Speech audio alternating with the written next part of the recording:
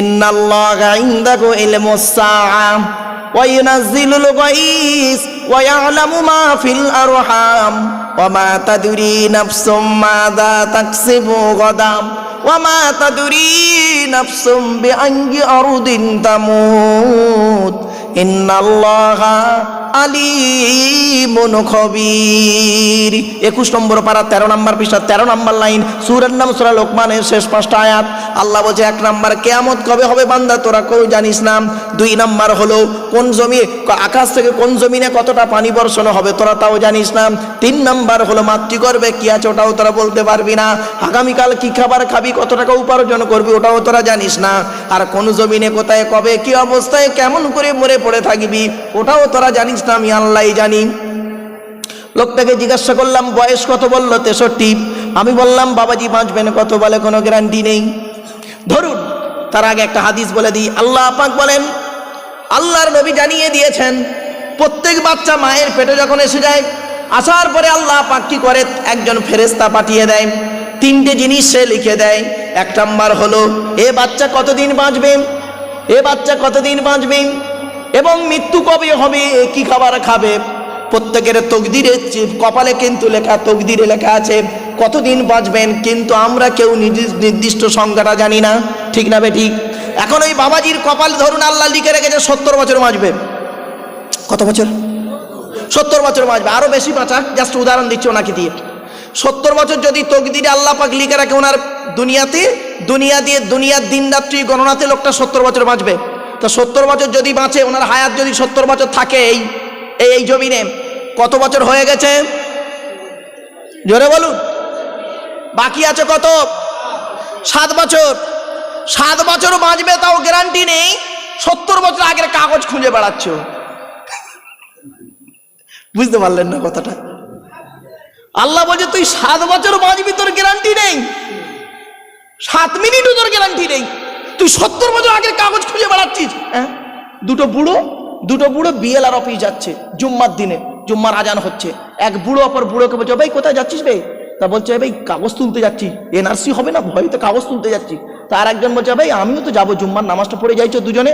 তা এক বুড়ো অপর বুড়ো বলছে তুই তোর নামাজ পড়, আমি চললুম।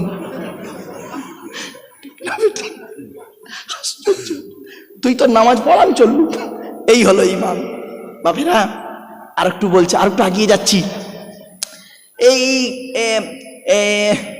আজ থেকে 10 মাস আগের কথা, 10 মাস আগে মসজিদের মুসল্লিরা, মুসলমানদের মসজিদের ইমাম সাহেবরা জুম্মার নামাজ পড়িয়ে সালাম ফিরিয়ে মোনাজাতে হাত তুলেছে, আল্লাহ জালেমের জুলুম থেকে বাঁচাও, করোনা থেকে বাঁচাও। আর পেছনে বুড়ো বুড়ো মুসল্লিগুলো কি বলেছিল? আল্লাহুম্মা আমিন। নামাজ শেষ। ফেরেশতারা আল্লাহর কাছে গিয়েছে। আল্লাহ জিজ্ঞাসা করছে কোথায় গিয়েছিলে? তা ফেরেশতা বলছে গয়েশপুর জুম্মা মসজিদে। কি দেখলে? ফেরেশতারা বলছে আল্লাহ মসজিদ ভর্তি লোক হাউ মাউ করে সব কান্নাকাটা করছে। কি হয়েছে? বলল আল্লাহ ভারতে একটা লোক বলেছে এনআরসি হবে, আর একটা সেই চীনে করোনা হয়েছে, তাই চীনের করোনাতে লোক মারা যাচ্ছে, তাই দেখে ইউটিউব ফেসবুক টুইটার আর মোবাইলে আর টিভি টেলিভিশনে দেখে ওদের মরা দেখে এরা ভয়তে গাড়ি কাঁদছে। আল্লাহ বলছে গয়েশপুর কোথায় আর চীন কোথায়? এখানে তো কারো এখন ধরেনি। বলছে আল্লাহ ওদের মরা দেখে এরা চেল্লাচ্ছে। তখন আল্লাহ পাক বলছে আচ্ছা মসজিদের চেল্লানোটা শুরু করেছে কে? তা বলছে আল্লাহ ইমাম সাহেব। বলে ওর বাড়িতে এখানে না, ও চেল্লাচ্ছে কেন? আল্লাহ চাকরি থাকবে না ওই জন্য ও চেল্লাচ্ছে। তো ভালো। তো এবারে আল্লাহ পাক ফেরেশতাদের জিজ্ঞাসা করছে কপিস আছে, কপিস, বুঝতে পারছেন না? কপিস এরকম চিল্লেছে। তা একটা ফেরেশতা বলছে আল্লাহ আমি মসজিদে গিয়ে একটু গুনে দেখে আসবো। তা আল্লাহ বললে যাও। ফেরেশতা এসছে, ফেরেশতা গুনছে 5টা কাতার, এক একটা কাতারে 20 জন করে দাঁড়িয়ে আছে, 5 20 100। ফেরেশতাকে বলে আল্লাহ 100 পিস। আর একটা ফেরেশতা বলছে আল্লাহ আমি একটু ভালো করে গুনে আনবো, ফাইনাল গুনে আসবো। তো আল্লাহ বলছে যাও। ও গুনলো, তুই এবার ফাইনাল গুনো। সে ফাইনাল গুনছে, ভালো করে গুনে বলছে আল্লাহ 101 পিস। বলছে 1 পৃষ্ঠা বাড়লো কেন? বলছে আল্লাহ ইমাম সাহেব ওরও কাতারটা ধরতে হবে তো। এরপরে আল্লাহ ওয়াজটা কোথায় নিয়ে যাচ্ছি দেখুন। এরপরে আল্লাহ জিজ্ঞাসা করলো, ওই 100 জন লোকের ভিতরে কটা হারাম কর আর কটা হালাল কর খুঁজে বের করতো। এবার ফেরেশতাদের গোনা মানে বুঝতে পারছেন, এটা আমার আপনার গোনা নয়, ফেরেশতাদের গোনা। আল্লাহ বলছে বান্দা তুই বাড়িতে সিসি ক্যামেরা লাগিয়ে রেখেছিস চোর যাতে না ঢুকতে পারে, আমি আল্লাহ তোর দেহের মধ্যে সিসি ক্যামেরা লাগিয়ে রেখেছি রে। বুঝতে পারলেন না? আল্লাহ বলছে আমার সিসি ক্যামেরার নাম শুনবি, কিরামান কাতিবিন ইয়ালামুনা মা তাফআলুন। তো 2 কাঁধে 2 ফেরেশতা রয়েছে, ওরা হলো আমার সিসি ক্যামেরা, তুই যা করবি সব লিখে রেখে দেবে। এবার ফেরেশতারা গুনছে, গুনে গুনে গুনে গুনে বলছে আল্লাহ 70টা হারামখোর। কটা? 70টা হারামখোর, 70টা। আল্লাহ বলছে লকডাউনে অত বেড়ে গেল? বলছে হ্যাঁ খুব বেড়ে গেছে। এরপরে এবার এক একটা ফেরেশতা এক একটা হারামখোরের বর্ণনা দিচ্ছে, এক একটা ফেরেশতা এক একটা হারামখোরের বর্ণনা দিচ্ছে। কিরম বর্ণনা দিচ্ছে শুনুন। একটা ফেরেশতা বলছে আল্লাহ আমি একটা হারামখোরের বর্ণনা দেবো। আল্লাহ বলছে বলো। ফেরেশতা বলছে আল্লাহ লোকটার গালে দাড়ি, লোকটার গালে দাড়ি, মাথায় টুপি, বড় পাঞ্জাবি, 5 ওয়াক্ত জামাতে নামাজ আদায় করেন। আল্লাহ সঙ্গে সঙ্গে বলছেন এ বা ফেরেশতা শোন, আমি কোরআনে বলে দিয়েছিলাম ইন্নাস সালাতা তানহা আনিল ফাহশাই ওয়াল মুনকার, নামাজ বেহায়ামি বেহারামি খারাপ কাজ থেকে মানুষকে হেফাজত করে। যে ব্যক্তি আমার, যে বান্দা আমার গালে দাড়ি রাখলো, মাথায় টুপি দিল, 5 ওয়াক্ত জামাতে নামাজ পড়লো, বড় পাঞ্জাবি পড়লো, তাকে তুই হারাম করে বললি কেমন করে? সঙ্গে সঙ্গে ফেরেশতা দলিল দিয়ে দিচ্ছে আল্লাহকে। আল্লাহ কি বলবো, আপনার কোরআনের দলিল আমি একটা বলে দিচ্ছি, ইয়া আইয়ুহাল্লাযীনা আমানু লা তাকুলুর রিবা আদআফাম মুদাআফা ওয়াত্তাকুল্লাহ। 4 নম্বর পারা 5 নম্বর বিষয় 12 নম্বর লাইন, সূরার নাম সূরা আল ইমরানের মধ্যে আল্লাহ পাক বলে দিলেন হে ঈমানদার বান্দাগণ, চক্রবৃদ্ধি হারে তোরা সুদু খেতে যাস না। ফেরেশতা বলছে আল্লাহ কি বলবো, গালে দাড়ি, মাথায় টুপি, বড় পাঞ্জাবি, 5 ওয়াক্ত জামাতে নামাজ আদায় করে, ও তো জামাতে নামাজ পড়ে, আর ওর ছেলে মেয়ে বৌমা সকলে সুদের কারবার করে। হলো কিরম হারাম করে বেরোচ্ছে দেখতে পাচ্ছেন। আর একজন ফেরেশতা বলে আল্লাহ আমি একটা হারাম করার বর্ণনা দিচ্ছি। লোকটার গালে দাড়ি, মাথায় টুপি, 5 ওয়াক্ত জামাতে নামাজ আদায় করে, এমনকি রাতের বেলা তাহাজ্জুদের নামাজ পড়ে। সঙ্গে সঙ্গে আল্লাহ পাক বললেন ওয়া মিনাল লাইলি ফাতাহাজ্জাদ বিহি নাফিলাতাল লাক আসা আইয়াবাসাকা রাব্বুকা মাকামাম মাহমুদা। 15 নম্বর পারা 8 নম্বর পৃষ্ঠার একেবারে 14 নম্বর লাইন, সূরার নাম সূরা বানী ইসরাইল। আল্লাহ পাক কোরআনে জানিয়ে দিলেন হে নবী তোমার জন্য তাহাজ্জুদের নামাজকে আমি নফল করে দিলাম। এই ফেরেশতা, যে ব্যক্তি গালে দাড়ি, মাথায় টুপি, 5 ওয়াক্ত জামাতে নামাজ আদায় করি, রাতের বেলা তাহাজ্জুদের নামাজ পড়ে, তুই আবার তাকে হারাম করে বললি কেমন করে? সঙ্গে সঙ্গে ফেরেশতা দলিল দিয়ে দিচ্ছে আস-সারিকু ওয়াস-সারিকাতু ফাকতাউ আইদিয়াহুমা জাযাআম বিমা কাসাবা নাকালাম মিনাল্লাহ। আল্লাহ পাক আপনি বলে দিয়েছেন কোরআনে, চোর পুরুষ হোক আর নারী হোক, বিপরীত দিক থেকে হাত আর পাটা কেটে দাও। আল্লাহ কি বলবো, রাতের বেলা তাহাজ্জুদের নামাজ পড়ে, হুকুমের এ কারেন্ট নিয়ে পাকা চালিয়ে তাহাজ্জুদের নামাজ পড়ে। বুঝতে পারছেন না? ফেরেশতা আর একটা বলে আল্লাহ আমি একটা হারামখোরের বর্ণনা দিচ্ছি, স্পেশাল হারামখোর। বলে কেমন স্পেশাল হারামখোর বল? বলছে লোকটার গালে দাঁড়িয়ে, মাথায় টুপি, 5 ওয়াক্ত জামাতে নামাজ আদায় করে, তাহাজ্জুদের নামাজ পড়ে, স্ত্রীর হক আদায় করেছে, ছেলে মেয়ের হক আদায় করেছে, পিতামাতার দায়িত্ব পালন করেছে, তারপরেও সে হারামখোর হয় কেমন করে? সঙ্গে সঙ্গে ফেরেশতা বলছে আল্লাহ আপনার নবী বলেছিল লাআনাল্লাহু মান সারাকা মানারাল আরদি। ওই সমস্ত লোকের প্রতি খোদার গজব যারা জমির আল চুরি করে করে জমি বাড়িয়ে নেয়। কত আলচোর চাচা বসে আছে, আল্লাহ ভালো জানে। ও বাবা আমার ভুল বুঝিস নি বাবা। শুধু তাই নয়, আর একটু এগিয়ে যাচ্ছি, অতি বাস্তব কথা বলে যাচ্ছি। হয়তো কথাটা শুনতে খারাপ লাগবে, আল্লাহর কোরআন জানিয়ে দিয়েছে ইন্নাল্লাযীনা ইয়াকুলুনা আমওয়ালাল ইয়াতামা যুলমান ইন্নামা ইয়াকুলুনা ফি বুতুনিহিম নারা ওয়া সায়াসলাউনা সাঈরা। 4 নম্বর পারা 17 নম্বর পৃষ্ঠা 14 নম্বর লাইন, সূরার নাম সূরা নিসা 10 নম্বর আয়াতে আল্লাহ পাক বলে দিলেন, ওরে গরিবের মাল যারা ভক্ষণ করে, বেকার ভাতার টাকা, রাস্তা ভাতার টাকা, কারেন্টের পোস্ট অফিসের টাকা, পঞ্চায়েত চালানোর টাকা, গরিবের ঘর ভাতার টাকাগুলো জনমনের মতো খেয়ে কদুর মতো ভুঁড়ি নিয়ে বাজারে ঘরে, আল্লাহ পাক বলে ওরা ওদের পেটে নরকের আগুনগুলো ঢোকাতে শুরু করে। আমি আল্লাহ ওদের জন্য সাইরি নামক জাহান্নাম নির্ধারিত করে রেখে দিয়েছি। শুধু তাই নয়, যারা গরিবের মালগুলো ভক্ষণ করে না, বেকার ভাতার টাকাগুলো নিজে খেয়ে নেয় না, রাস্তা ভাতার টাকাগুলো নিজের বিল্ডিং হাঁকায় না, আল্লাহর কোরআন জানিয়ে দিয়ে যে তারা যদি তাদের হকটা আদায় করে দেয়, ইন্নাল্লাযীনা আমানু ওয়া আমিলুস সালিহাতি কানাত লাহুম জান্নাতুল ফিরদাউসি নুজুলা। 16 নম্বর পারা 3 নম্বর পৃষ্ঠা 2 নম্বর লাইন, একেবারে 12 নম্বর লাইন, সূরার নাম সূরা কাফের মধ্যে আল্লাহ পাক বলে দিয়েছেন, নিশ্চয়ই যারা ঈমান এনেছে, ভালো কাজ করেছে, তাদের ঠিকানা জান্নাতুল ফিরদাউস লিখে রেখে দিলাম।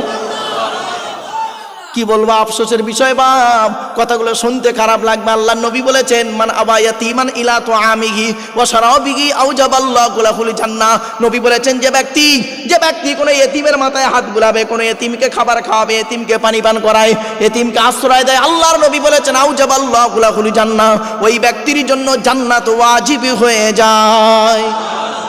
ও বাবা, বাপ মারা গেছে, চাচা বেঁচে আছে, বাপ মারা গেছে, চাচা বেঁচে আছে, ছোট ছোট ভাইপোদের সম্পত্তি চাচা নিজের নামে রেকর্ড করে বসে আছে। ও আবার হাজি সাহেব, হারাম খোর কোথাকারে, বেরো এখান থেকে। বাপ, কথাগুলো শুনতে খারাপ লাগছে, অসুবিধা হচ্ছে। ওয়াজ ঠিক আছে তো, একদম টেনশন নেবেন না, চলুন এগিয়ে যাই। এই জন্য বাপেদের বলে যাচ্ছি, আমি দিল্লিতে গিয়েছিলাম, এবার আমি বলি, আপনারা জানবেন মানবাধিকার কমিশন নাম শুনেছেন, ওয়ার্ল্ড হিউম্যান রাইটস কাউন্সিলের আমি হলাম ন্যাশনাল প্রেসিডেন্ট, আমার গাড়িটা দেখলেই বুঝতে পারবেন। তো যাই হোক, দিল্লিতে গিয়েছি, আমাকে প্রশ্ন করেছে, মারুফ সাহেব কিছু মনে করবেন না, ভারতে মুসলমান কত? তা আমি বলেছিলাম, ভারতে মুসলিম হলো, খারাপ ভাববেন না, কোরআনের আলোকে এবং হাদিসের আলোকে আমার ন্যূনতম বুদ্ধি বিবেকের মাধ্যম দিয়ে বলছি, আমার মনে হয় ভারতে মুসলিম 10,000-এর কম। কত বললাম বাবু? তাও 10,000 আমি বেশি বলে ফেলিস গো বাপ। কেন বলবো, একটু খুলে বলি। এই কোরআনের মধ্যে লেখা আছে, মোমেন হতে গেলে তার 30টা গুণ লাগবে। কোটা? 30টা গুণ বিশিষ্ট ব্যক্তিকে বলা হয় মোমেন, আর হাদিসে বলা আছে 70টা গুণ। তো 30টা গুণ একটু কাকে বলি, টুকটুক করে বলে দিই, আর আপনারা নিজেদের মধ্যে সেটিং করে নিন। আপনাদের ধারণা হয়ে গেছে কি, মোমেন হতে গেলে গালে দাড়ি রাখতে হবে, মাথায় টুপি দিতে হবে, বড় পাঞ্জাবি পরতে হবে, লজ্জাস্থানাকার চামড়া কাটতে হবে, গরুর গোস্ত খেতে হবে, আর নামাজ পড়তে হবে, একদম পাকা মোমেন, নামের আগে মোহাম্মদ লিখলেই ব্যাস। নাকি? সহজ নয়, 30টা গুণ থাকতে হবে, 30টা গুণ থাকতে হবে, তবেই তুমি মোমেন। 30টা গুণ কি কি শুনে নিন। সূরা তাওবাতে আছে 10টা, সূরা মুমিনুন আছে 10টা, সূরা আহজাবে আছে 10টা, এই মোট 30টা গুণ। 30টা গুণ একটা একটা করে আপনাদেরকে বলি, শুনে নিন। প্রথম সূরা তাওবাতে আছে 10টা। কি অসুবিধা হচ্ছে? গুনতে শুরু করুন। আত-তাইবুন আল আবিদুন আল হামিদুন আস-সাইয়ুন আর-রাকিউন আস-সাজিদুন আল আমিরুনা বিল মা'রুফি ওয়ান নাহুনা আনিল মুনকার ওয়াল হাফিজুনা লিহুদুদিল্লাহ ওয়া বাশশিরিল মুমিনিন। সূরা তাওবা 10টা গুণ, এক একটা গুণের সংক্ষিপ্ত আলোচনা করব। সূরা মুমিনুনে আছে 10টা, কি কি শুনে নিন। قد أفلح المؤمنون الذين هم في صلاتهم خاشعون والذين هم عن اللغو معرضون والذين هم للزكاة فاعلون والذين هم لفروجهم حافظون إلا على أزواجهم أو ما ملكت أيمانكم فإنهم غير ملومين فمن ابتغى وراء ذلك فأولئك هم العادون والذين هم لأمانتهم وعهدهم راعون والذين هم على صلواتهم يحافظون أولئك هم الوارثون الذين يرثون الفردوس هم فيها খালিদুন। মুসলমানের বাচ্চা, কোরআনের আয়াত শোনার পরে সুবহানাল্লাহ একটু জোরে বলবেন না বাবা? সুবহানাল্লাহ। কিসে সুবহানাল্লাহ বলবেন? ওই তেরে মেরে পিয়ার আর মিথ্যা কথা বলে খানটা টেনে টেনে বললে এখন তো সুবহানাল্লাহ হয়ে যায় কেমন অল্পনা, কল্পনার বাইরে। এখন ওয়াজ হয়েছে কি, দিলজানের মা দিল ছোট আন্ডা, আল্লাহ তারা কবরে করু যান ঠান্ডা। এরা বলে সুবহানাল্লাহ, এই দেশে বলে সুবহানাল্লাহ। ওই দেখেছেন, ওই বললাম, তার মানে আপনাদের ধারণা জন্মে গেছে বক্তা টেনে টুনে দেওয়ার পরেই যা হবে সুবহানাল্লাহ। খবরদার নয় বাপ, চলুন এই জন্য সুবহানাল্লাহ বলবো একটু বেঁচে গুনে। আর 3 নাম্বার 10টা গুণ কোথায়? ইন্নাল মুসলিমিনা ওয়াল মুসলিমাতি ওয়াল মুমিনিনা ওয়াল মুমিনাতি ওয়াল কানিতিনা ওয়াল কানিতাতি ওয়াস সাদিকিনা ওয়াস সাদিকাতি ওয়াস সাবিরিনা ওয়াস সাবিরাতি ওয়াল খাশিঈনা ওয়াল খাশিআতি ওয়াল মুতাসাদ্দিকিনা ওয়াল মুতাসাদ্দিকাতি ওয়াস সাইমিনা ওয়াস সাইমাতি ওয়াল হাফিজিনা ফুরুজাহুম ওয়াল হাফিজাতি ওয়াজ যাকিরিনা আল্লাহা কাসীরান ওয়াজ যাকিরাতি আ'আদ্দাল্লাহু লাহুম মাগফিরাতান ওয়া আজরান আযীমা। চলুন এই 30টা গুণ, প্রথম গুণটা নিয়ে আলোচনা করি একটু সংক্ষেপে। 2 মিনিট করে এক একটা গুণের আলোচনা হবে।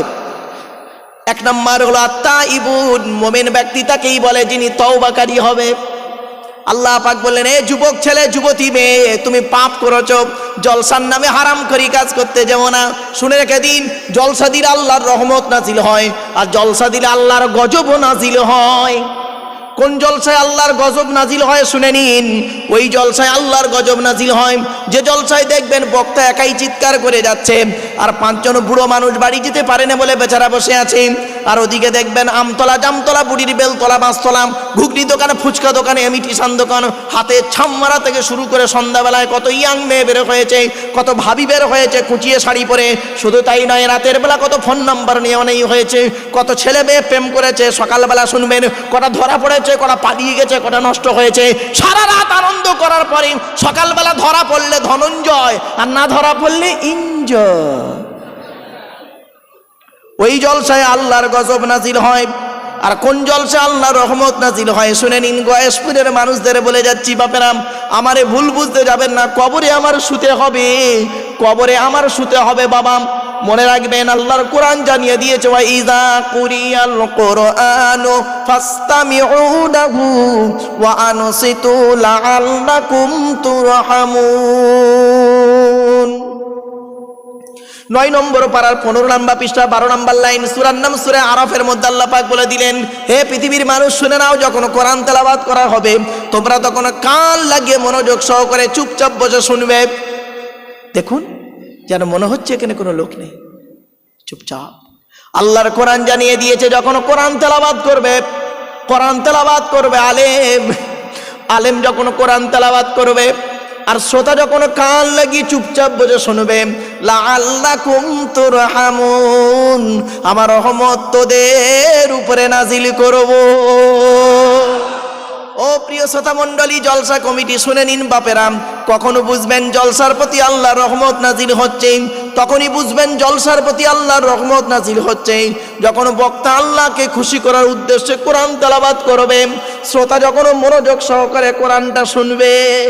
বাবা কত বক্তা আছে বেওয়াজিতে ওয়াজ করে, নামাজ পড়ে না, কত বক্তা আছে 5 ওয়াক্ত নামাজ পড়ে না, কত বক্তা আছে বাম্মার ভাত দেয় না, কত বক্তা আছে রাতের বেলা জলসা করে হোটেলে থাকে জানেন মেয়ে নিয়ে। যদি বলেন আপনি জানলেন কি করে, এই আমি একজন শুধু মৌলভী সাহেব ভাববেন না, সব রকম লোকের সম্পর্ক আছে, সিবিআই সিআইডি থেকে আইবি পর্যন্ত। আমার কি শুধু হজরত মৌলভী মনে করেছে নাকি? বড় দুঃখ নিয়ে আজ বলে যাচ্ছি বাপ, বড় দুঃখ নিয়ে বলে যাচ্ছি। আল্লাহকে ভয় করার উদ্দেশ্যে বসুন, কিসের অহংকার। আজকের এই লোকটা আমার পাশে বসে আছে, আতর মেখে বসুক, সেন বেরোবে, আর আমি বলো ভাই আপনি আতর মেখে দেন, সেন বেরোচ্ছে গা থেকে। আর কালকে যদি লোকটা মারা যায় কর্পূরের গন্ধ বেরোবে, ঠিক না বেটি? কিসের অহংকার, কিসের অহংকার? আল্লাহ বলে, গয়েশপুরের মানুষেরা আমার এই পৃথিবীতে কিসের অহংকার দেখাস? টাকা টাকা, ক টাকার মালিক? আল্লাহুল গনি ওয়া আনতুমুল ফুকারা, আমি আল্লাহ হলাম ধনী, তোরা সব ফকিরের বাচ্চা। জোরে বলুন সুবহানাল্লাহ। আল্লাহ বলে কিসের অহংকার দেখাস? জ্ঞান, জ্ঞান কতটা জ্ঞান অর্জন করেছিস? ওমা উতিতুম মিনাল ইলমি ইল্লা কলিলা, পারা নাম্বার 15 পৃষ্ঠা 9 লাইন নাম্বার 6, সূরার নাম সূরা বানী ইসরাঈল আল কোরআন। কোরআন বলছে সামান্য জ্ঞান তোকে দান করেছি। ও বাংলা এমএ পাস করেছিস, বাংলার জ্ঞান, ও থেকে চন্দ্রবিন্দু চাঁদ অক্ষর কোটার ভিতরেই তোর জ্ঞান, ঠিক না বেটি? ইংরেজিতে এমএ পাস করেছি, ইংরেজির জ্ঞান, এ থেকে জেড পর্যন্ত অক্ষর কোটার ভিতরেই তোর জ্ঞান। আরবি থেকে মৌলানা মুফতি হয়েছিস, আলিফ থেকে ইয়া পর্যন্ত অক্ষর কোটার ভিতরেই তোর জ্ঞান। কয়েক কটা অক্ষরকে একত্রিত করে গোটা কত শব্দ তৈরি করলি, কয়েক কটা শব্দকে এক জায়গায় একটা বাক্য তৈরি করে কি বললি? There is a no God, Allah নাই। মাথা মোটা কোথাকারে। তো চোখ থেকে কয়েক হাজার কিলোমিটার দূরে চাঁদ, তাকে তুই দেখতে পাস। চোখের উপরই কপাল, আয়নার সহযোগিতা ছাড়া দেখতে পাস না। ঠিক না বে ঠিক? আল্লাহ বলছে কিসের অহংকার দেখাস? লাঠির বল পাটির বল। আল্লাহ বলছে শোন, ক্ষমতা দেখাচ্ছিস, অখুলিকল ইনসান ও দাঈফা। কোরআন বলছে 5 নম্বর পারা 1 নম্বর পৃষ্ঠার 15 নম্বর লাইন, সূরার নাম সূরা নিসা। আমি মানুষকে দুর্বল করে পাঠিয়েছি, দুর্বল করে তৈরি করেছি। এই যেদিন তুই মায়ের পেট থেকে এলি, সেই দিন তোর হাইট ছিল 1.5 ফুট, ওয়েট ছিল 3.5 থেকে 4 কিলো। তখন তো বলিস নি ইয়া সে লড়ুঙ্গা হুয়া সে লড়ুঙ্গা। ও এখন বয়সটা তোর 25, গরম দেখাচ্ছিস না? 50টা পার হোক, পৃথিবীতে একটা ভদ্র জিনিস আছে আমার। আল্লাহ বলছে আমার একটা ভদ্র জিনিস আছে, তার নাম হলো মিস্টার সুগার। ভেতরে ঢুকিয়ে দেবো, মাল কখন বেরোচ্ছে বুঝতেই পারবেন। বুঝতে পারছেন না? আল্লাহ বলে কিসের অহংকার দেখাস? গয়েশপুরের মানুষেরা চেয়ারের অহংকার। 5 বছরের জন্য ভোটে জিতিয়ে তোর একটা চেয়ার দান করব। ওই চেয়ারের মর্যাদা যদি রাখতে পেরেছিস তো ভালো, পরের ইলেকশনে এমন হারাবো, তুইও যা একটা টলিওলা হতো। ঠিক না বেটি? আরে ভোটের আগে দেখবেন, ভোটের আগের দিন প্রার্থীরা খালি পায়ে গলায় গামছা দিয়ে বা উত্তরীয় দিয়ে কি বলে, প্রত্যেকের বাড়ি বাড়ি যায়, কি বলে, হাত দুটো জড়ো করে, কাকিমা ভালো আছেন, কাকু ভালো আছেন, দেখবেন চিন্তা নেই। আর মনে মনে কি বলে, ভোটটা একবার পাই তোর গোষ্ঠী উদ্ধার করে ছড়া দেবো। ঠিক না বেটি? তো যাক, আপনারা তাকে ভোট দিয়ে ধরুন এমএলএ এমপি বানালেন। ও বাবা, প্রধান হওয়ার আগের দিনে ছিল আপনার বাড়ি গেছে খালি পায়ে কাকুতি মিনতি করে। প্রধান যখন হয়ে গেল, পরের দিনে যাচ্ছে ডোমজুড় বাজারে খাদিমসের মাল পরে। তারপরে পরের 3 মাস পরে সাইকেল নিয়ে বাজারে যাচ্ছে প্রধান সাহেব। তার 6 মাস পরে মোটর সাইকেল নিয়ে যাচ্ছে। তার 1 বছর পরে 4 চাকা গাড়ি নিয়ে যাচ্ছে। পরের ইলেকশনে হেরে গেছে, ভাঙা সাইকেল নিয়ে বাড়ি আসছে। ঠিক না বে ঠিক? আল্লাহ বলে কিসের অহংকার দেখাস? গয়েশপুরের মানুষেরা লাঠির বল পাটির বল। ধরুন আপনাদের এলাকার সব থেকে বড় গুন্ডা রাস্তা দিয়ে যখন চলে 40টা বডিগার্ড নিয়ে চলে। সামনে 10টা বডিগার্ড, পেছনে 10টা বডিগার্ড, ডান দিকে 10টা বডিগার্ড, বাম দিকে 10টা বডিগার্ড। 40টা বডিগার্ড নিয়ে AK-47 রাইফেল নিয়ে চলে। জনগণ তার সামনে মুখ খুলতে পারে না, বিশাল পাওয়ার। আল্লাহ বলছে শোন, 40টা বডিগার্ডের বাবার ক্ষমতা নাই, ওর ভেতর থেকে আমি আল্লাহ তোর 12টা বাজাবো। দেখবি লাল লাল কাঠ পিঁপড়ে 4 পিস লুঙ্গির ভেতর ঢুকিয়ে দেবো, এমন জায়গায় কামড়াবে, ছটপট ছটপট ছটপট ছটপট ছটপট করছে। তখন বডিগার্ডরা বন্দুক নিয়ে বলছে স্যার স্যার কি হয়েছে স্যার, স্যার কি হয়েছে স্যার? তো স্যার তখন বলছে আরে বলি না, লুঙ্গির ভেতরে কাঠ পিঁপড়ে ঢুকে গেছে। তখন স্যারকে তখন বডিগার্ডরা বলছে স্যার ফায়ার করবো, ফায়ার করবো, ফায়ার। হুট, লুঙ্গির ভেতরে ফায়ার করবি, শেষ। আল্লাহর কোরআন বলছে, আমারে ভুল বুঝবেন না। ওয়ালা তুসাইর খাদ্দাকা লিন-নাসি ওয়ালা তামশি ফিল আরদি মারহা ইন্নাল্লাহা লা ইউহিব্বু কুল্লা মুখতালিন ফাকুর। পারা নাম্বার 21 পৃষ্ঠা নাম্বার 11 লাইন নাম্বার 14, সূরার নাম সূরা লোকমান আল কোরআন। আল্লাহ পাক বলছেন এই পৃথিবীতে কোনোদিন অহংকার করে চলাফেরা করিস না। আমি আল্লাহ কোনোদিন কোনো অহংকারকারীকে ভালোবাসি না। এজন্য আমি বলি গো বাপ, আমার পাশে একটা দর্জিওয়ালাকে বসান, দর্জিওয়ালাকে। আমি মনে করি দর্জিওয়ালাটা আমার থেকে বড়। কেন জানেন? ও জামা তৈরি করতে পারে, আমি ওটাও পারি না। মনে রাখবেন, এই পৃথিবীতে প্রত্যেক ব্যক্তির ভিতরে আল্লাহ পাক নিজস্ব একটা পার্টস দান করেছে, যে পার্টসের বিনিময়ে সে পৃথিবীতে সম্মানিত লাভ করে। ঠিক না বেটি? আর আমরা তো একদম অহংকার করে ফেটে পড়ি। শুনে রেখে দিন, ভারতের 1 নম্বর লোকটার নাম কি বলতে পারেন? আরে ভারতের 1 নম্বর, ও আপনাদের তো এইভাবে তো বলানো হয়নি। শুনে নিন, প্রত্যেক দেশের 1st পার্সন হলো রাষ্ট্রপতি। কি বললাম? প্রত্যেক দেশের 1st পার্সন। বাংলাদেশের 1 নম্বর লোকের নাম হলো রাষ্ট্রপতি, ভারতের 1 নম্বর লোকের নাম হলো ভারতের রাষ্ট্রপতি। সে যাই হোক, তা আল্লাহ বলছে শোন, তুই ভারতের রাষ্ট্রপতি, 130 কোটি মানুষের রাষ্ট্রপতি, তাই তো? তুই কি মহামারী হয়ে গেছিস নাকি? দেখবি তোর সম্মান কোথায় রেখেছি, দেখবি। হ্যাঁ, তোর গায়ে কেউ টাচ করতে পারে না। আপনি কি ডাইরেক্ট রাষ্ট্রপতির গায়ে টাচ করতে পারবেন ভাই? আরে বলুন না। আল্লাহ বলছে দেখ, তোর গায়ে কেউ টাচ করতে পারে না, কতগুলো বডিগার্ড পার করে তোর গায়ে টাচ করবে। আর এমন একজন ব্যক্তিকে রেডি করে রেখেছে, তার নাম নাপিত। নাপিত তো দাড়ি শেভ করার দরকার হয়েছে, নাপিত এসে তোর কানটা ধরে ভালো করে দাড়ি শেভ করছে। ওর যদি মেজাজ গরম থাকে তোর উপরে খুঁটটা এই দিকে না টেনে এই দিক টেনে দেবে। ঠিক না বেটি? ভেবেছে? এটা কোন জেলা? হাওড়া জেলা। এই জেলার মুখ্যমন্ত্রীকে বলা হয় ডিএম, মানে ডিস্ট্রিক্ট ম্যাজিস্ট্রেট। তা ধরুন হাওড়া জেলার যিনি ডিএম, তা হাওড়া জেলার ডিস্ট্রিক্ট ম্যাজিস্ট্রেট যিনি, তুই মহামারী জিনিস নাকি? অন্য কিছু নয়। আল্লাহ বলে তুই হাওড়া জেলার ডিএম তাই কি, ডিস্ট্রিক্ট ম্যাজিস্ট্রেট তাই কি, তো সম্মান দেখবি কোথায় রেখেছি? তুই সবজিওয়ালার কাছে সবজি কিনতে যাবি, তুই মাথা হেঁট করে সবজিগুলো কিনবি আর সবজিওয়ালা গ্যাঁট হয়ে বসে থাকবি।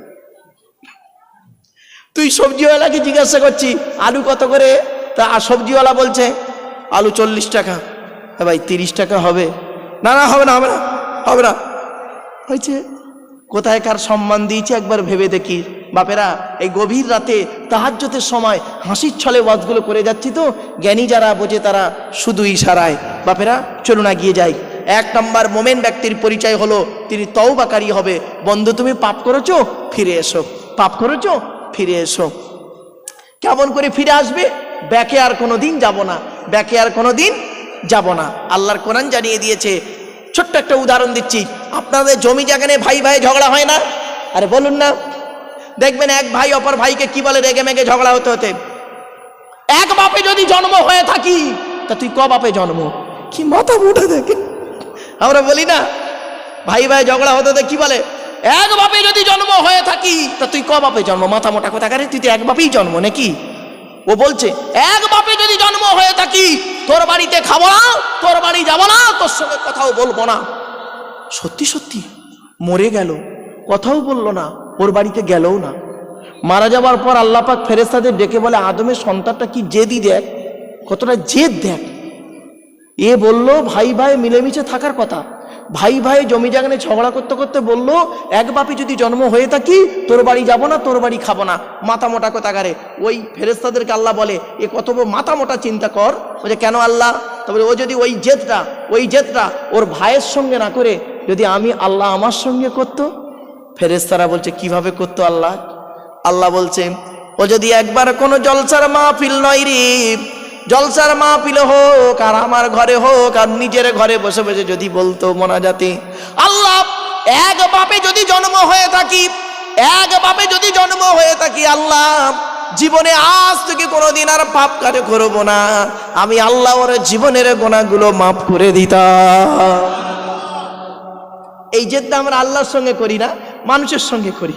2 নাম্বার হলো আল আবিদুন, ইবাদতকারী হবে। মোমেন ব্যক্তির ইবাদতকারী হবে। ইবাদত কাকে বলে? আপনাদেরকে মৌলভী সাহেবরা বলেছেন কি নামাজ পড়া শুধু ইবাদত। ও বাবা, নামাজটা যেমন ইবাদত, রোজাটাও তেমন ইবাদত, খাওয়াটাও ইবাদত। শুনে রেখে দিন ইবাদতের সংজ্ঞা কাকে বলে।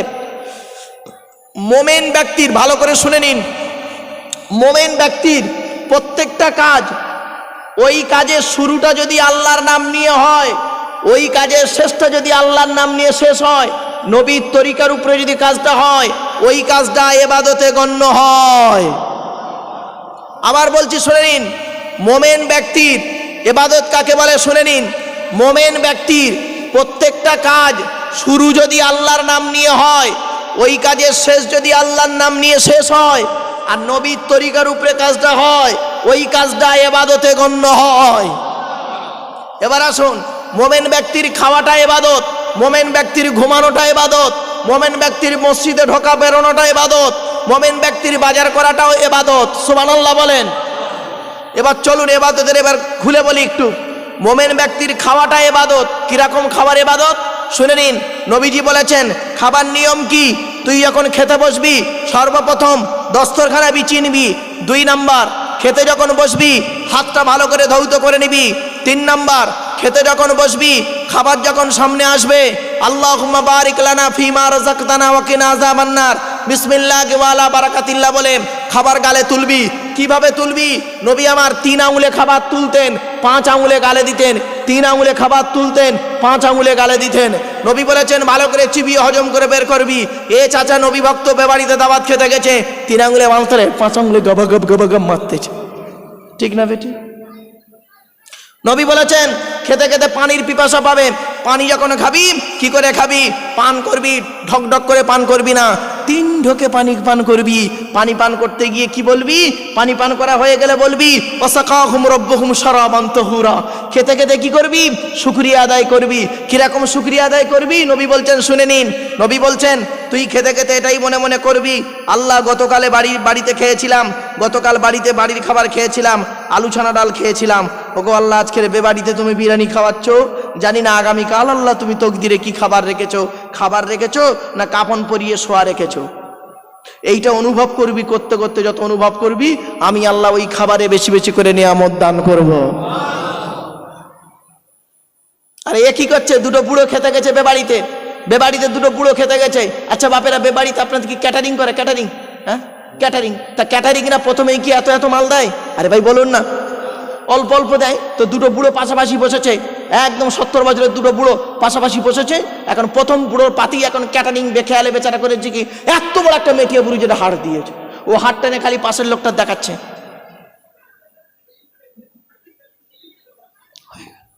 নবী বলছে কি নেমো খারাপ থাকে, প্রথমে দিয়েছে পরের বার দিচ্ছে, তার সহ্য নেই। ব্যাস, এবার খাওয়া হয়ে গেল। নবীজি বলেছেন খাওয়া হয়ে গেলে কি করবি? আঙুলটা চেটে খাবি। শুধু তাই নয়, যে প্লেটে খাবি প্লেটটা পরিষ্কার পরিচ্ছন্ন করে খাবি। আল্লাহর নবীর স্ত্রী আয়েশা বর্ণনা করছেন, আম্মা জান আয়েশা বলছেন, আল্লাহর 1000টা প্লেট যদি আমার সামনে দেওয়া হতো, আল্লাহর নবী যে প্লেটে খেয়েছেন ওই প্লেটটা আমি তাড়াতাড়ি বুঝতে পারতাম, কারণ আল্লাহর নবীর প্লেটটা এত পরিষ্কার পরিচ্ছন্ন থাকতো। এখন যদি আমি একজন মৌলানা সাহেব লোক প্লেটে খেতে গিয়ে যদি নোংরা করে রাখি, নবীর তরিকায় হলো? এবার বাড়িতে গিয়ে ভাববেন। এবার চলুন এগিয়ে যাই। এরপরে নবীজি বলেছেন খাবি কিভাবে? পেটটাকে 3টে ভাগে ভাগ করবি। প্রথম ভাগটা খাবার দিয়ে ভর্তি করবি, দ্বিতীয় ভাগটা পানি দিয়ে ভর্তি করবি, আর তৃতীয় ভাগটা ফুল ফাঁকা রাখবি, হজমের উপকার হবে। এ চাচা নবী ভক্ত বাড়িতে দাওয়াত খেতে গেছে, পেটটাকে 3টে ভাগে ভাগ করেছে। প্রথম ভাগটা লুচি মিষ্টি ঢুকিয়ে ভর্তি করেছে, দ্বিতীয় ভাগটা বিরিয়ানি ঢুকিয়ে ভর্তি করেছে, আর তৃতীয় ভাগটা দই মিষ্টি থামস আপ চাটনি পাঁপড় স্যালাড। আর জায়গা নেই, চেপে চেপে চেপে চেপে পান মশলা রাস্তার ওপারে বমি করে দিয়েছে। এই বেবাড়ি থেকে নাকি একটা লোক 70 পিস রসগোল্লা খেয়েছে, আর সে মানুষের বাচ্চারা কুমিরের বাচ্চাও। মিষ্টি খাবার শূন্য, তা বলে 70 পিস। হ্যাঁ, আচ্ছা ধরুন তো ভাই, আপনাদের এই গয়েশপুর গ্রামে একজন গরিব মানুষ মেয়ের বিবাহ দিচ্ছে। তা গরিব মানুষ মেয়ের বিবাহ কিভাবে দেয়? একমাত্র যারা গরিব তারাই বোঝে, ঠিক না বেঠিক? তো ধরুন 200 জন লোককে দাওয়াত করেছে, 100 জন বরযাত্রী আর 100 জন হলো গ্রামের মুসল্লি আত্মীয় স্বজন মিলে 100 জন। আচ্ছা বরযাত্রী কতজন বলেছি? 100 জন। ও বাবা, দেখবেন 100 জন বরযাত্রী লেখা, 100 জন বরযাত্রী লেখা, গিয়ে হাজির 180 জন। এই খাননি জীবনে খবরদার যাবেন না। একটা গরিবের মেয়েকে বৌমা করে আনছেন, লজ্জা করে না? 100 জন বরযাত্রী লেখা হলো আর 180 জন যান কোন লজ্জায়? যদি আপনার যাবার 180 জন যাবার ইচ্ছা ছিল, আপনি আগের দিন কেন মেয়ের বাপকে ফোন করে বললেন না? এখন তো ফোনের যুগ, যে ভাই কিছু মনে করিস না, তোর মেয়ে আমার ছেলে, 100 জন বলেছিলাম 180 জন হয়ে গেছে, তুই একটু ম্যানেজ করিস। সে বেচারা কোনো ইনফরমেশন নেই, কিচ্ছু নেই। সে বেচারা জানে 100 জন আসবে, 120 জন হতে পারে, গিয়ে 180 জন হাজির। এবার 100 জনের খাবার 180 জন খেতে গেলে কম পড়বে না? আরে বলুন না। আচ্ছা বলুন তো দেখি, বিবাহ করতে কে যায়? বর বিয়ে করতে যায় না বরের বোনাইরা যায়? বলুন, কি বোনাই বলেন না দুলা ভাই বলেন? ওই কে যায়? বর যায় তো। ও আল্লাহ, বর তো বিয়ে করতে গিয়ে মুখে একটা রোমাল দেখুন, রোমানের মতো চুপচাপ। আর বরের বোনাইদের অ্যাক্টিং দেখবেন খালি। একে তো 100 জনের জায়গায় 180 জন গিয়েছে, গরিবের বাড়িতে অত্যাচার করতে গেছে, আর তারপরে 180 জন গিয়ে আর বরের বোনাইদের অ্যাক্টিং দেখবেন। খাওয়া যদি ডিস্টার্ব হয়েছে, এই খাবো না, চল উঠে চল, দরকার নেই, ভিখারির বাচ্চা নাকি, খাইনি নাকি? এই যে বাড়িতে এরম করে বল, বেরো বেরো, বের করে দেবেন, তবে রেজিস্ট্রিটা করে নেবেন আগে, তারপরে মাল বেরো।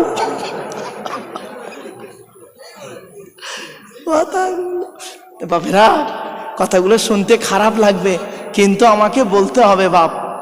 এরপরে নবীজি বললেন খাবি যখন, খাওয়া হয়ে যাবার পর বাড়িওয়ালাকে কি বলবি?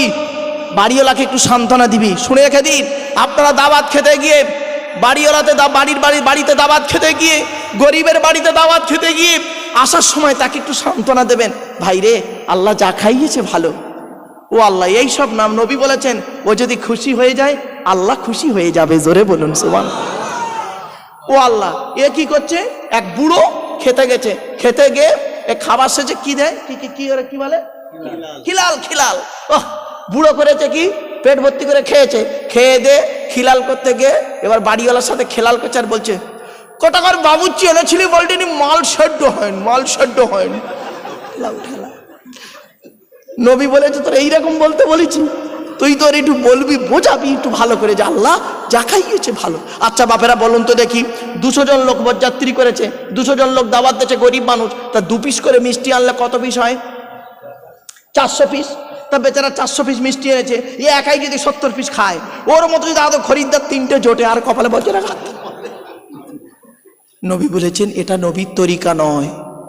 বাবা আমি কথাগুলো হাসির ছলে বলছি তো গভীর রাতে, শুনতে কেমন লাগবে, কিন্তু বাড়িতে গিয়ে ভাববেন, যেদিন আপনারা প্র্যাকটিক্যাল করবেন সেদিন বুঝবেন। এরপরে নবীজি বললেন খাওয়া যখন হয়ে যাবে কি বলবি, হাতটা ধোয়ার পরে কি বলবি? দাওয়াত বাড়িতে খাবার দোয়া আলাদা, আলহামদুলিল্লাহিল্লাযী আত'আমান আত'আমানি ওয়াসকামান সাকানি ওয়া জাআলানি মিনাল মুসলিমিন। ওগো আল্লাহ, যে ব্যক্তি আমাকে দাওয়াত করে খাওয়ালো তুমি তাকে ভালো করে খাইয়ে দিও, যে ব্যক্তি আমাকে দাওয়াত করে পানি পান করালো তুমি তাকে হাউজে কাউসারের পানি পান করাইও। এর থেকে বড় দোয়া আছে? এইসব দোয়া না করে ওর গোশ সেদ্ধ হয় না, বাবুর্চি রান্না ভালো হয় না, এইসব তার গোষ্ঠী পিণ্ডি দিচ্ছে, খবরদার নয়। 1 নাম্বার হলো মোমেনের প্রথম দায়িত্ব হলো তওবাকারী হবে, মোমেনের 2 নাম্বার দায়িত্ব হলো কি, ইবাদতকারী হবে।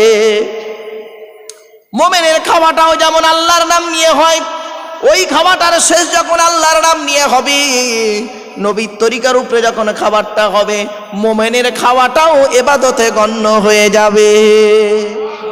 এজন্য বাপেদের করজোড়ে বলে যাচ্ছে, একটু মাথায় গিয়েছি, মাথায় রাখুন, বুঝতে আপনাদের সুবিধা হবে। আর একটু এগিয়ে যাই, মোমেনের শোয়াটাও ইবাদত, মোমেনের ঘুমানোটাও ইবাদত। যুবক মায়েরা শুনে নাও, ঘুমাতে কেমন করে হবে? আল্লাহর নবী বলেছেন ঘুমাতে যখন তুমি যাবে, 1 নাম্বার ওযু করে ঘুমাতে যাবে, 2 নাম্বার হলো বিছানাটা সুন্দর করে ঝেড়ে নেবে, 3 নাম্বার হলো ঘুমাতে যখন যাবে তুমি কি করবে? ঘুমাতে গিয়ে করবে কি, বাতিটা অফ করে দেবে। 3 নাম্বার হলো, 4 নাম্বার ডান হাতটা ডান চোয়ালিতে রাখবে, ডান কাত ফিরে ঘুমাবে। 5 নাম্বার হলো বিনা কারণে পুরুষরা উপুড় হয়ে শোয়া নিষেধ আছে, আর মহিলাদের বিনা কারণে চিত হয়ে শোয়া নিষেধ। এত সহজ মুসলমান বলে দাবি করেন আপনারা, আর মৌলভী সাহেবরা আপনাদের বলে দিল জান্নাতকে একদম লেখা হয়ে গেল জান্নাত। শুনে রেখে দিন, জান্নাত পাওয়া কঠিন, জাহান্নাম পাওয়া সহজ। জান্নাত পাওয়া কঠিন, জাহান্নাম পাওয়াটা সহজ। ছোট্ট একটা কথা আপনাদের বলি, আপনি মনে করছেন আমি তো নামাজ পড়ি জান্নাতে যাব না, না গো বাবা, আপনি নামাজ পড়েছেন আপনার সেফটির জন্য। মনে রাখবেন, আপনি নামাজ পড়েছেন, নামাজ পড়ে একদম জান্নাতে ঢুকতে যাবেন, পেছন দিক থেকে জামার কলার ধরে টানবে কে?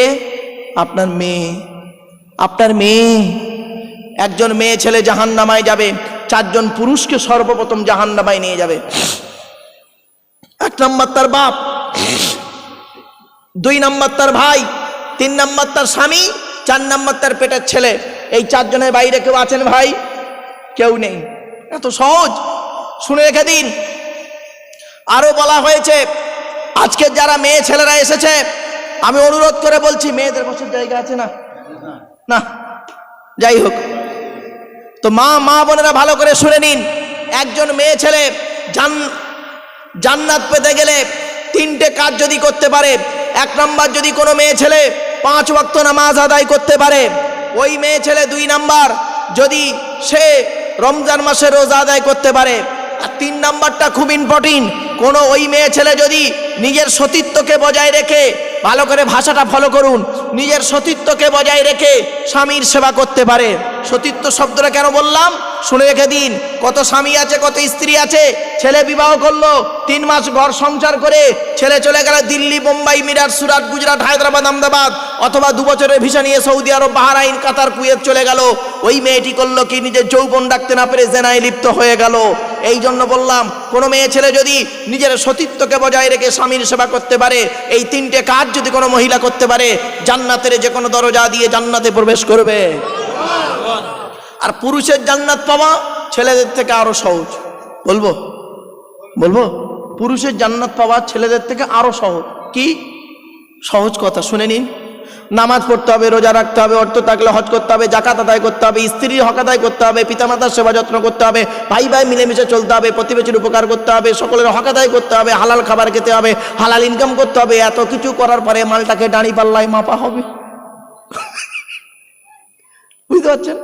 জান্নাত পাওয়া কত সহজ। মৌলভী সাহেবরা আপনাদের বলল আর আপনি জান্নাত পেয়ে গেলেন নাকি? হ্যাঁ, এত সহজ জিনিস নয় বাপেরা। চলো না গিয়ে যাই। তাহলে 1 নাম্বার হলো কি? নবী বললেন, কোরআন জানিয়ে দিল তওবাকারী হবে। 2 নাম্বার হলো ইবাদতকারী হবে। 3 নাম্বার হলো প্রশংসাকারী হবে। আল্লাহর প্রশংসা করার জন্য মুমিন ব্যক্তি সর্বদাই উঠে পড়ে লাগবে। জোরে বলুন। আল্লাহ বলে, বান্দা শোন, আমি আল্লাহ তোদের একটু বুদ্ধি দিলাম, সেই বুদ্ধি দিয়ে তোরা পৃথিবীর জমিনে একটা মেশিন তৈরি করলি। তোদের তৈরি মেশিনটার নাম হলো ফ্রিজ। ফ্রিজ ফ্রিজ বোঝেন তো বাবা? আরে ভাই বলেন না। আল্লাহ বলে তোদের তৈরি মেশিনটার নাম হলো ফ্রিজ। ফ্রিজের গুণাগুণ কি রে? গরমকে ঠান্ডা করিস, ঠান্ডাকে 0 ডিগ্রির নিচে নামিয়ে তার বরফ জমিয়ে দিস। তোদের তৈরি ফ্রিজটা মাটির উপরে বসিয়ে রাখিস। তোদের তৈরি ফ্রিজটা কারেন্ট ছাড়া চলে না। তোদের তৈরি ফ্রিজের পানি খেলে থাইরয়েড বেড়ে যাবার সম্ভাবনা খুবই বেশি। আমি আল্লাহ একটা পৃথিবীর জমিনে একটা ফ্রিজ তৈরি করেছি। আমার তৈরি ফ্রিজের নাম হলো শীতকাল আর গ্রীষ্মকাল। গরমকালে যত কলে পাম্প করবি, আমি আল্লাহ আমার তলার ফ্রিজ থেকে ঠান্ডা ঠান্ডা পানি বের করব। আর শীতকালে যত কলে পাম্প করবি, আমি আল্লাহ আমার তলার ফ্রিজ থেকে গরম গরম পানি বের করব। আল্লাহ বলে, বান্দারি, এই পৃথিবীর জমিনে আপন বলে তোদের কেউ নেই, একমাত্র আমি আল্লাহ আমার নবী ছাড়া তোর আপন বলে কেউ নাই। এই জন্য পৃথিবীর জমিনে যতদিন বাঁচবি, আমি আল্লাহ আমার কোরআন মোতাবেক জীবন যাপন করবি, আমার নবীর হাদিস মোতাবেক জীবন যাপনটা করিস। অনুরোধ করে বলে যাচ্ছি বাপেরা, এ পৃথিবী ছেড়ে যেদিন চলে যাবেন, সেই দিন বুঝতে পারবেন অবস্থা কোন জায়গায় দাঁড়িয়ে রেখেছিলাম। আল্লাহ বলে, বিপদে পড়লে শুধু আমাকে ডাকবি, আর বিপদ থেকে উদ্ধার হয়ে গেলে ভুলে যাবি। একার বাদ তোরা করতে যাস না।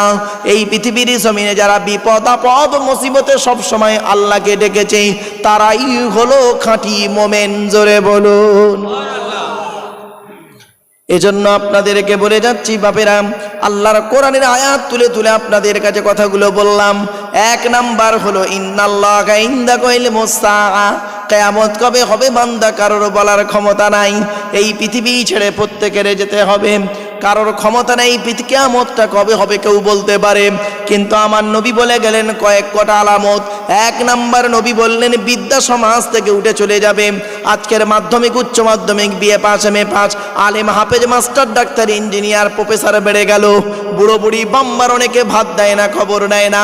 এ যুবক ছেলে, রাতের বেলা তোমার মা যখন কেঁদে উঠেছিল, তোমার মাকে কোনোদিন আব্বা আম্মা জান বলে ডাকলে না, তোমার বাপকে কোনোদিন আব্বা জান বলে ডাকো নাই। বাপের পায়ে কদম বুসি করতে গেলে তোমার কলজেটা ফেটে যেত, আর শ্বশুর শাশুড়ি পায়ে কদম বুসি করতে দ্বিধাবোধ করো না। বন্ধু, তুমি শুনে রেখে দাও, এই পৃথিবীর জমিনে বাপ আর মায়ের থেকে অমূল্য রত্ন আর কেউ নেই রে। বন্ধু, যখন বাড়ি থেকে বেরোবে, বুড়ো বুড়ি বাম্মা যদি বেঁচে থাকে, বুড়ো বুড়ি বাপ আর মায়ের দোয়া নিয়ে বেরোবে। বাবার মায়ের দোয়া যদি তোমার সঙ্গে থাকে, গাড়ির তলার ভেতরে ঢুকে যাবে। আমার আল্লাহ করবে কি, বাম্মার দোয়ার ওসিলায় গাড়ির তলার ভেতর থেকে জীবিত টেনে বের করে আনবে। বন্ধুরা, বাপ আর মা হলো অমূল্য রত্ন, সেজন্য বাপ আর মাকে কোনোদিন কাঁদাতে যাবেন না।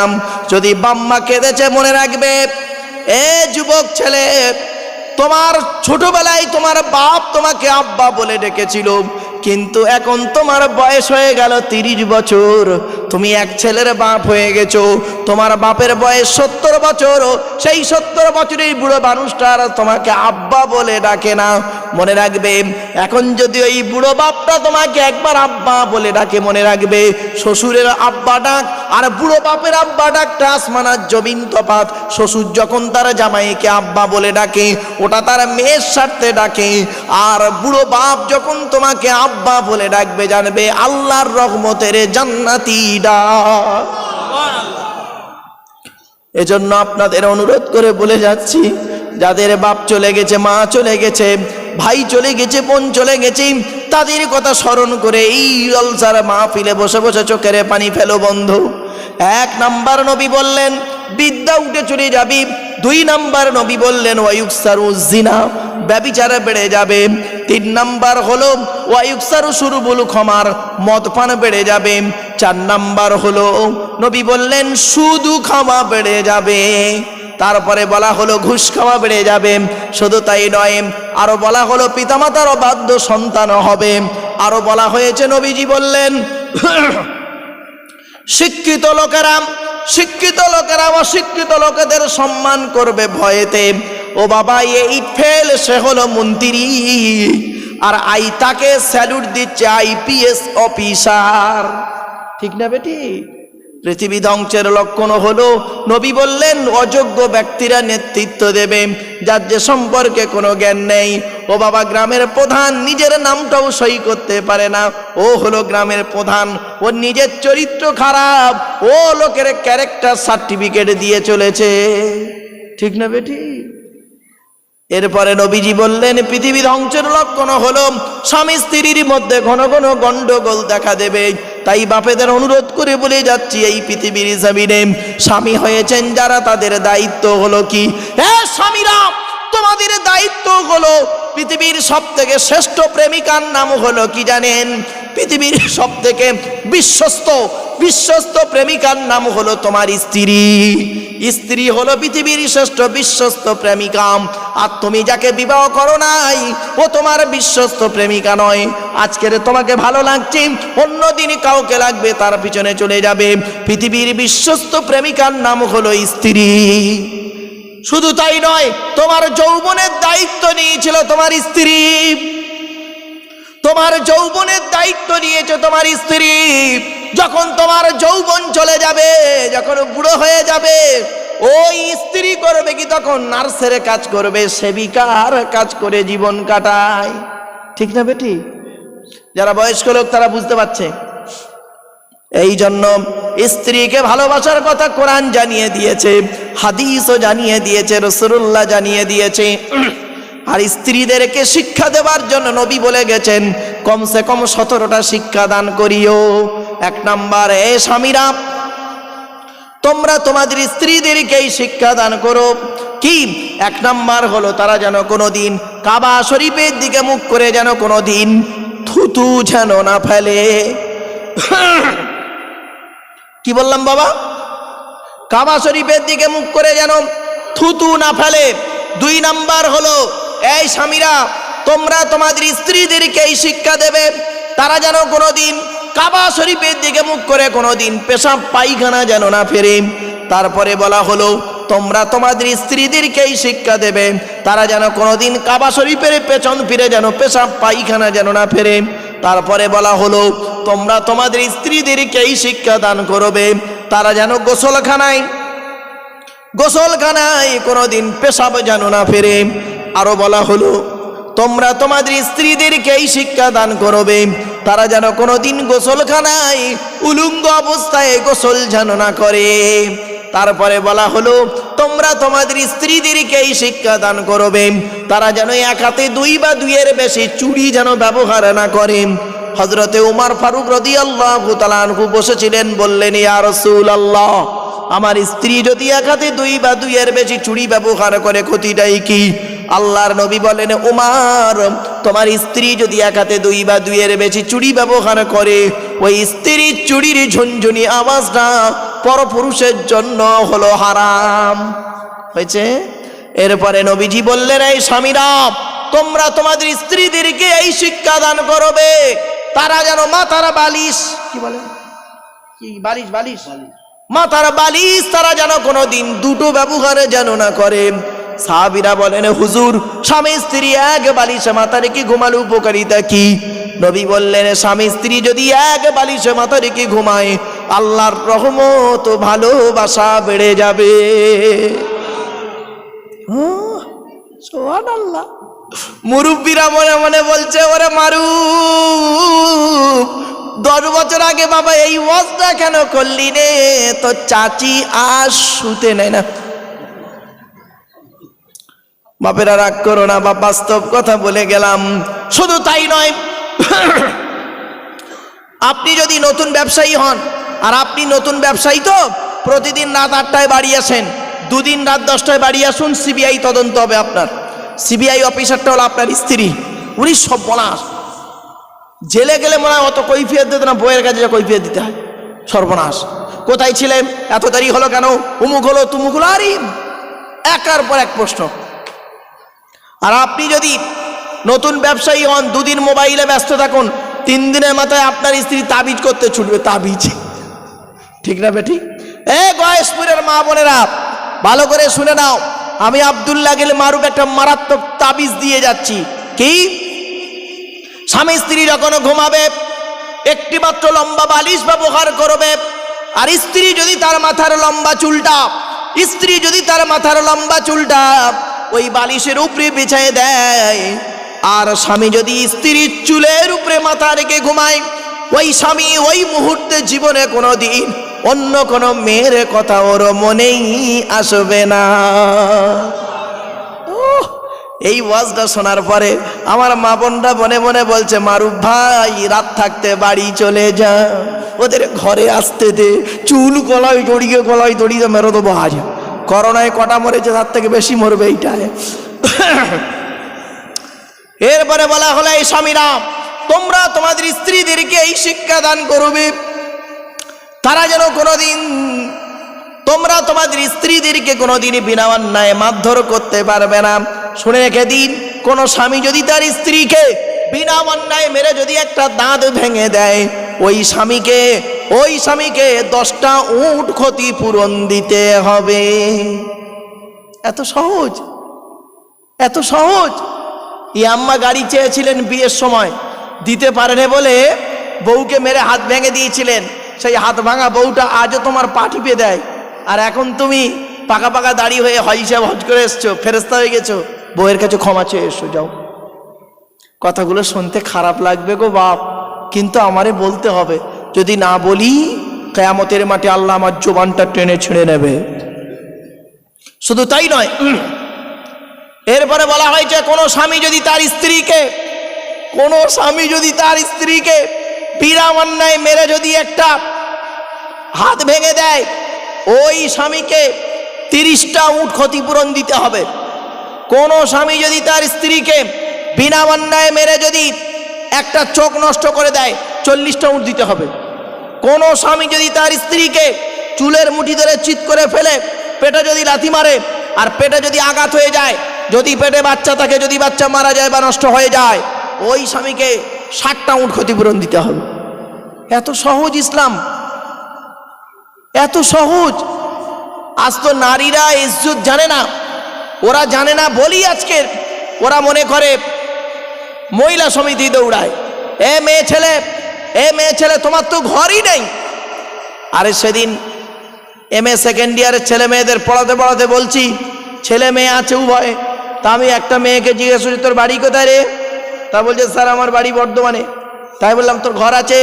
বলছে, হ্যাঁ স্যার ঘর নেই। কোথায় তোর ঘর? বলে, আমার বর্ধমানে বাড়ি। কার বাড়ি? বলছে, কেন? দলিলটা কার নামে?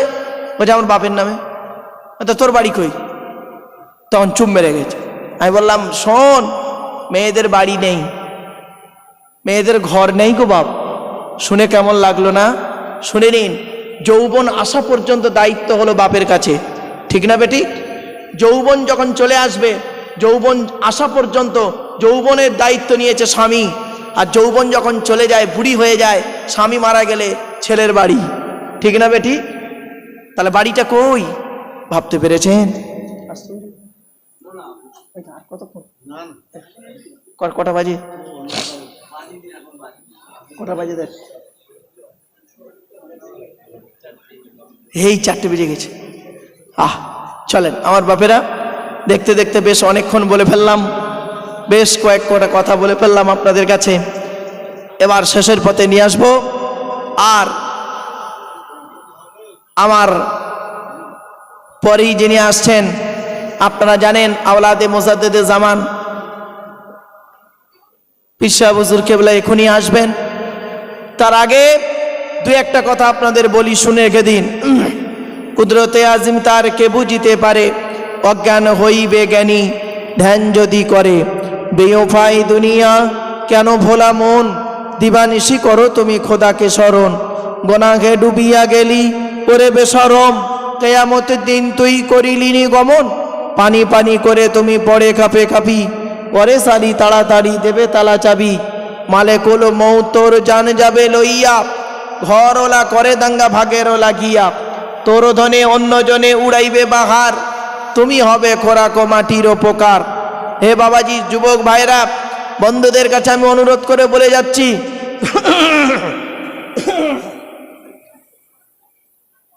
অনুরোধ করে বলে যাচ্ছি, এই পৃথিবী ছেড়ে আমাকেও যেতে হবে, আপনাকেও যেতে হবে। তবে কবে যাব কেউ জানে না, কিসে যাব তাও জানে না। অনুরোধ করে একটা কথা আপনাদের বলি, আমার দেহের কোনো দাম নেই। আমার দেহের দাম সেই দিন হবে আমার মরণের 10 বছর পরে যদি কবরটা একবার খুলে দেখেন। দেখি তো আব্দুল্লাহ গিল মারুফ তো খুব লেকচার দিত, ও কবরে মরে গেছে, পচে গেছে না টাটকা আছে একটু দেখে নেই। যদি কবরটা খুলে দেখেন দেহটাও টাটকা আছে, কাফনটাও টাটকা আছে, আপনাদের ধারণা জন্মাবে ও ইমান নিয়ে বেটা মরতে পেরেছে, ওর বক্তব্য করতে আনাটাই সার্থক ছিল। আর যদি দেখেন আমার মরণের 6 মাস পরে দেহ তো দূরের কথা, কাপড়েরও গন্ধ নেই, ভাববেন ওরে দাওয়াত করে আনাটাই ভুল হয়েছিল। ও আলেম ছিল, বক্তা ছিল, ওর আমল ছিল না।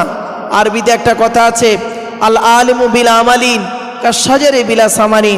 আমলবিহীন আলেম ওই রকম, ফলবিহীন গাছটা যেরকম, যে গাছের ফল হয় না সে গাছের যেমন কোনো ভ্যালু থাকে না, যে আলেমের আমল নাই ও আলেমের এলেমের কোনো দাম নাই। তাই বাপেরেদের বলি, শুনে রেখে দিন, কয়েক কটা দেহ মাটি খেতে পারে না, কয়েক কটা দেহ মাটি খেতে পারে না। 1 নাম্বার হলো নবীদের দেহ মুবারক মাটিতে টাটকা আছে, জোরে বলুন। 2 নাম্বার হলো শহীদানদের দেহ মাটিতে টাটকা থাকে, কোনোদিন খেতে পারে না কেউ। তার একটা জ্বলন্ত প্রমাণ দিচ্ছি। আল্লাহর নবীকে 17টা প্রশ্ন করেছিল সাহাবীরা, বলেছিলাম মনে আছে? তার মধ্যে একটা প্রশ্ন বলছি, শুনে নিন। আল্লাহর নবীকে একবার প্রশ্ন করা হলো, ইয়াসআলুনাকা মাযা ইউনফিকুন। এই আয়াত যিনি করেছিলেন প্রশ্নটা, এই আয়াতে নবীকে যখন প্রশ্ন করেছিলেন, সেই প্রশ্নটা ছিল, যিনি করেছিলেন আমর বিন জামুহ রাদিয়াল্লাহু তাআলা আনহু। তার উহুদের যুদ্ধে তিনি শহীদ হন, তার দেহ মোবারকটা আজও পর্যন্ত টাটকা রয়েছে, জোরে বলুন সুবহানাল্লাহ।